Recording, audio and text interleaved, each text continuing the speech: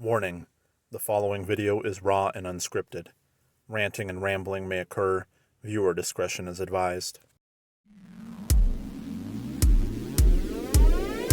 Don't let the ghosts and the ghouls disturb you.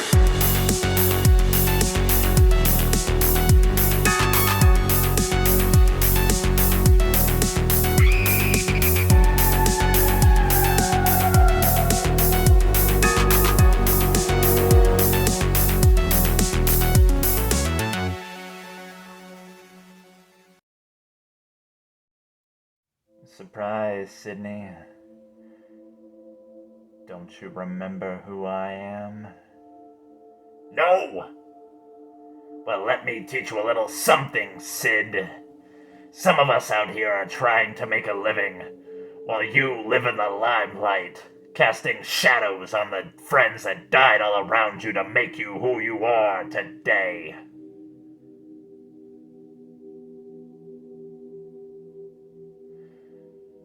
Yes, I will give you the last pleasure of seeing who you fucked with.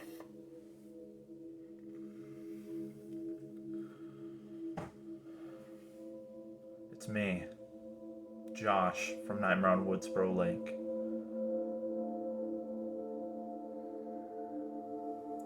So, on a lighter note here, today I have decided to do a spoiler-free review on Scream 3. I don't know why, I just held up my hand. Got 5. Scream number 3, based on the recommendation of a good friend of mine. And with that being said, Scream is one of my all-time favorite franchises aside from Friday the 13th.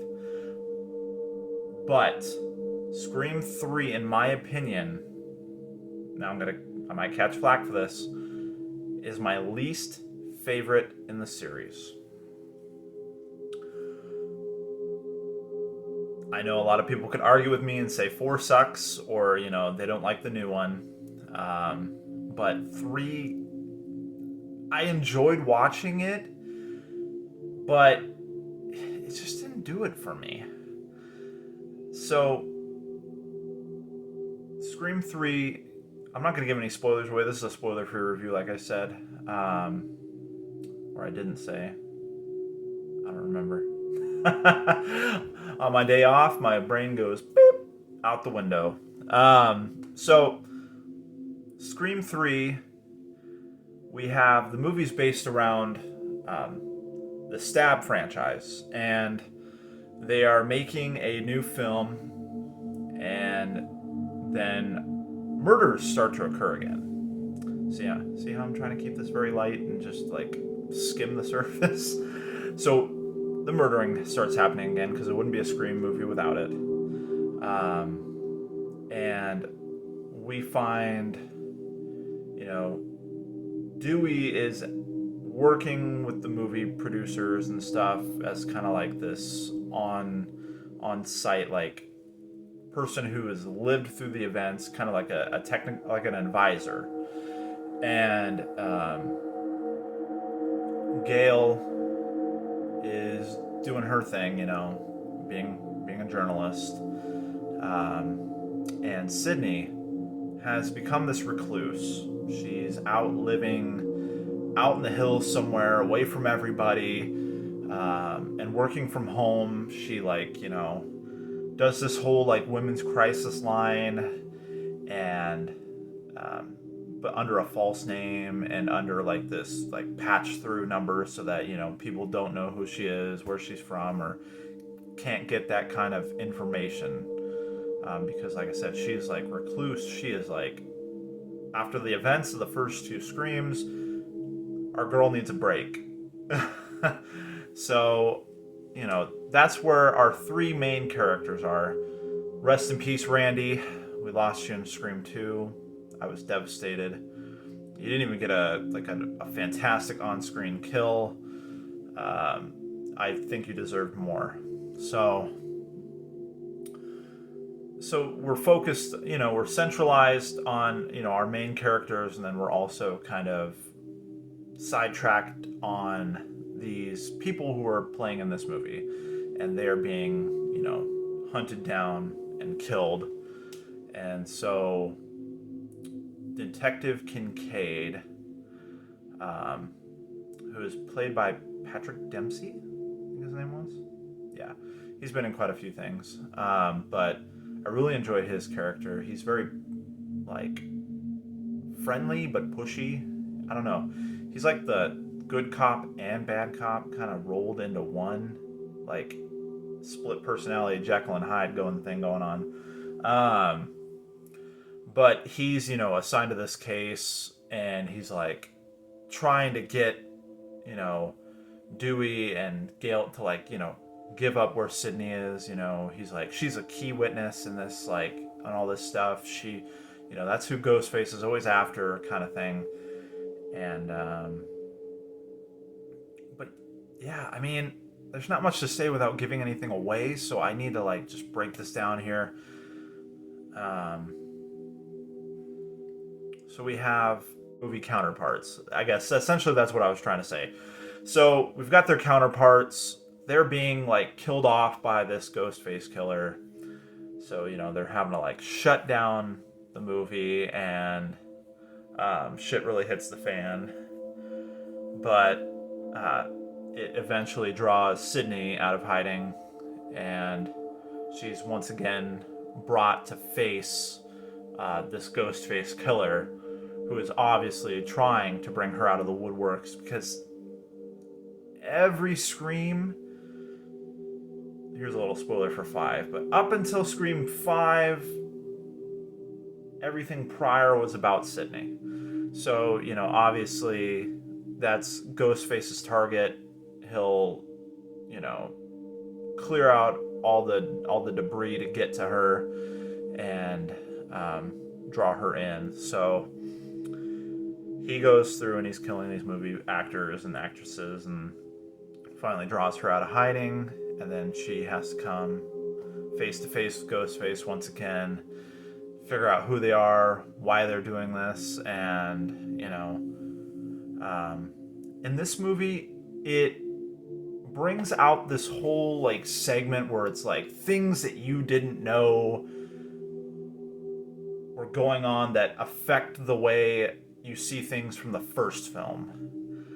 And I don't really know how I felt about that. I mean, I understand that they were trying to like do something new and kind of like give this alternative backstory to why the events of number 1 even, like, occurred, and who's been pulling the strings, like, this whole time. And, like, I don't know, like, I give them props for trying to be inventive, but it just, I don't know, they should have just left number 1 alone and not been like, well, this is why the events of number 1 happened, and why Billy and Stu went on this murdering spree and we're after Sidney Prescott. Like, I don't know, they could have done without that. But if I was to give number 3 a ranking,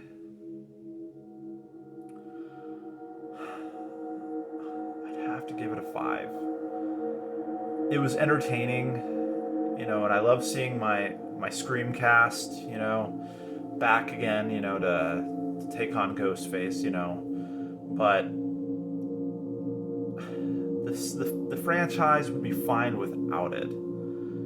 Like, if we just wiped out 3 and just went 1, 2, 4, 5, I think it'd be totally fine. 3 doesn't bring really much to the table. Well, it does bring, like, one Sminer. God, I can't talk for shit. This is what you get for raw videos. It brings minor details to light that I believe have some kind of place and spot in movie number 5.